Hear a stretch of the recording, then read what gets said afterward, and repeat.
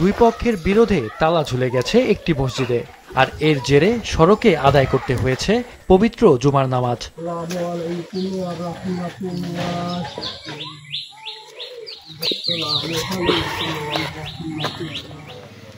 মসজিদটিতে দীর্ঘ প্রায় 50 বছর ধরে ওয়াক্তিয়া নামাজ আদায় হয়ে আসছিল। মুসল্লির সংখ্যা বাড়ায় গত 1 বছর ধরে জুমার নামাজ আদায় করা শুরু হয়েছিল।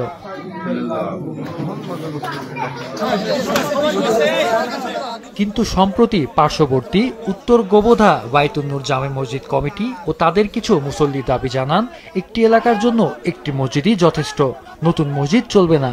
এ নিয়ে বিরোধের জেরে গত 12 সেপ্টেম্বর শুক্রবার তারা লালমনিরহাটের আদিতমারী সঠিবাড়ি বাজারের কেন্দ্রীয় জামে মসজিদটিতে তালা লাগিয়ে দেয়। বাধা দিতে গিয়ে আহত হন 2 মুসল্লি, এমন অভিযোগ স্থানীয়দের। 1 বছর থেকে জামাত করি ওখানে, হঠাৎ করে আমরা এই জামাতের 40-45 ঘর মানুষ কোথায় যায় নামাজ পড়বো, তাই আজকে উদ্যোগ নিয়েছি রাস্তাঘাটে নামাজ পড়বো।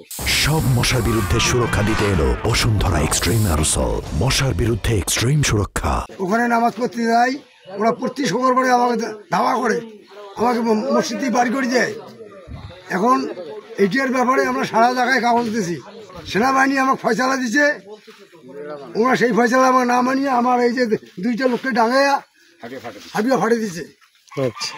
এখন ওরা আমার মসজিদে যেতে দেবে না, ওরা বলতেছে নামাজ ওইখানে পড়তে হবে, আমাদের এখানে নামাজ হবে না, নামাজ ওদের জামাতে পড়তে হবে, কারণ আলাদাভাবে মসজিদ করলে ওদের কি সমস্যা হয় ওরা জানে।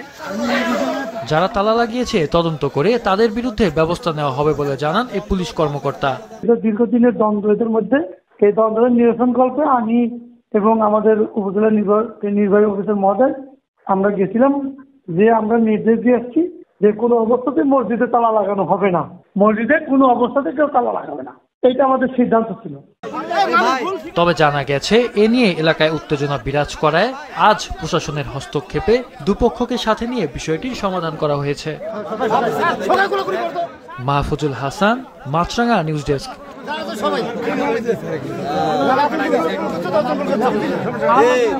বাপ বেটাকে আলাদা করার ক্ষমতা রাখে, পাগল।